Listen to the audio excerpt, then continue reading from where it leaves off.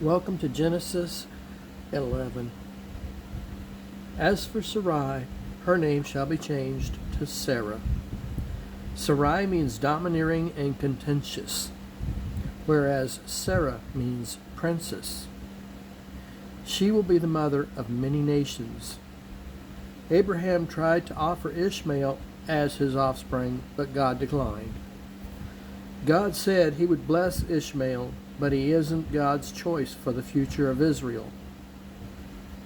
God said, "You shall have a son next year." Genesis 17. Abraham lives a blessed life. Lot lives a blighted life. 3 visitors come to visit Abraham in the desert. One he called the Lord. All 3 men are traveling through. Abraham ran out to meet them and offered drink and food. They said, "Make it as you have said." Abraham then had Sarah make some bread while he killed a fatted calf for them to eat. He brought them some milk and curds. After they ate, Sarah was listening to their conversation inside the tent flap. One of them then said, "I will surely return to you this time next year, and you shall surely have a son." Sarah snickered at this. The Lord then said, "Where is your wife?" Genesis 18, 9 through 15. God heard Sarah snicker. Why did she laugh? "I didn't laugh," Sarah replied. "Yes, you did." He speaks to Sarah. "Shall I hide from Abraham what I am doing, or what I am going to do?" The men then turned away and went to Sodom, where the Lord stayed with Abraham. Peter, in 2 Peter 2:7, refers to Lot as a righteous Lot.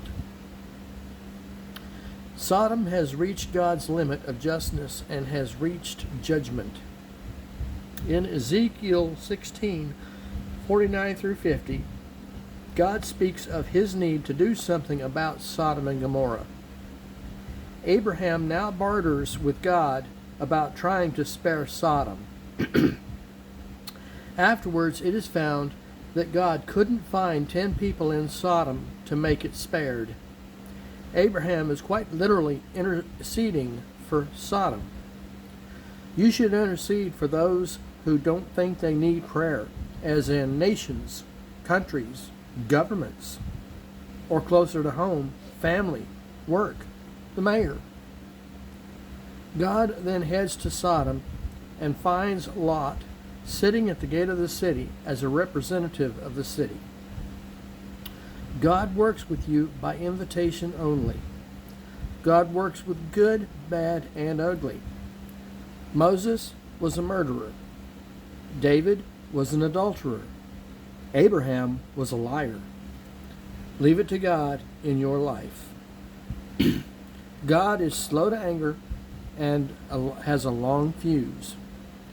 God was willing to spare the city for Abraham in barter, but Sodom was so far gone that nothing was able to stop God from this judgment. Think of being in God's shoes, who sees every rape, child abuse, and on, and sitting, waiting. Sodom was that bad. The waiting was over. Luke 17:22. Jesus spoke of it. When Jesus returns, expect it again. The angels met with Lot in the gate. This is an adobe room. He is a big-wig dude there. Lot says, "Come to my house." They said they will stay in the village square. Lot is a carnal believer, not a close relationship with God. This is the first time one of God's own actually lives in a house. Hebrews 9, 10, and 11 discusses of God's own doesn't live in houses at that time.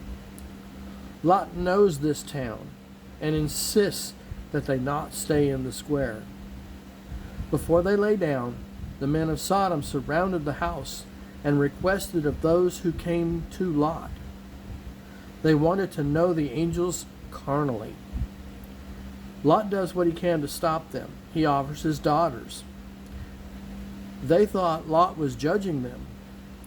When Jesus said, "Judge not, lest ye be judged," Matthew 7, 1 through 3, he was referring to judging towards damnation, not, you shouldn't be doing that.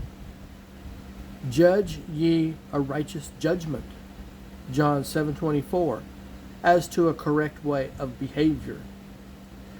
The angels then pulled Lot back into the house and struck the men outside with blindness. 34 books of the Bible mention angels. Hebrews 1 calls them ministering spirits.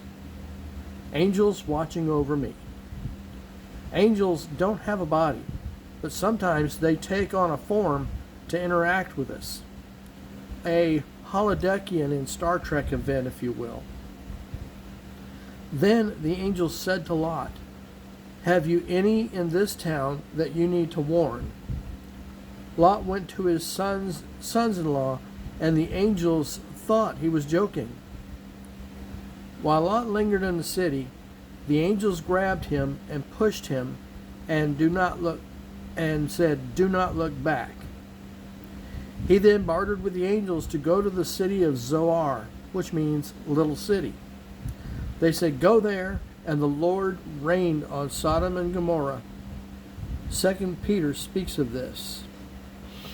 While en route to Zoar, Lot's wife looked back while they were running and was turned into a pillar of salt. Lot's daughters sought to incest with Lot because their thoughts were from Sodom and Gomorrah, that they got Lot drunk and have sons by him because their husbands were not allowed to come with them. This is covered big in Exodus. The Moabites and the Amorites hated each other. The final judgment of God will be like this in a much bigger concept. The world will be burned. Christ is our fire break from what God has to do with the rest of the world. This fire break also applies to today. For those who understand what a fire break is, I would advise that you look it up, because it takes sacrificing something, in this case property, to the effect of what it does. This is the end of Genesis 11. Please listen to Genesis 12.